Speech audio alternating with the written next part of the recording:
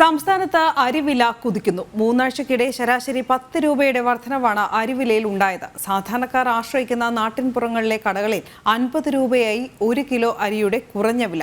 വിളവെടുപ്പ് സീസൺ കഴിഞ്ഞതാണ് വിലക്കയറ്റത്തിന് കാരണമെന്ന വിലയിരുത്തലിനിടെ പരിഹാരങ്ങൾക്ക് സർക്കാർ ശ്രമിക്കുന്നില്ല എന്നും ആക്ഷേപമുയരുകയാണ്. സംസ്ഥാനത്ത് അരിവില വീണ്ടും ഉയരുകയാണ്. പൊന്നി, കോല അരി ഇനങ്ങൾക്ക് 8 രൂപയോളമാണ് വർദ്ധിച്ചിരിക്കുന്നത്. വില കുറയേണ്ട സീസണായിട്ടും കുറുവ, ജെ അരി ഇനങ്ങളുടെ വില ഉയർന്നു തന്നെ നിൽക്കുകയാണ്. പൊന്നിയരിയുടെ വിലയിൽ കഴിഞ്ഞ 2 മാസത്തിനിടെ 8 രൂപയോളം വർദ്ധിച്ചു. മൊത്ത വിപണികളിൽ 47 രൂപ മുതൽ 65 രൂപ വരെയാണ് പൊന്നിയരിയുടെ ഇപ്പോഴത്തെ വില. ചില്ലറ വിപണിയിലെത്തുമ്പോൾ 55 മുതൽ 73 രൂപ വരെ എത്തും. ബിരിയാണിക്ക് ഉപയോഗിക്കുന്ന കോലയരിക്കും വില കുതിച്ചുയർന്നു.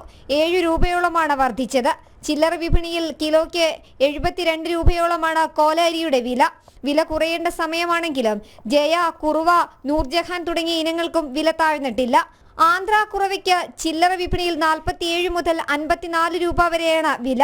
കയറ്റുമതി വർദ്ധിച്ചതും കർഷകർ കൂടുതൽ വില കിട്ടുന്ന അരി ഇനങ്ങളുടെ കൃഷിയിലേക്ക് മാറിയതുമൊക്കെയാണ് വില ഉയരാൻ കാരണമായിരിക്കുന്നത്. വിളവെടുപ്പ് സീസൺ ആകുന്നതോടെ വില കുറയുമെന്നാണ് പ്രതീക്ഷ.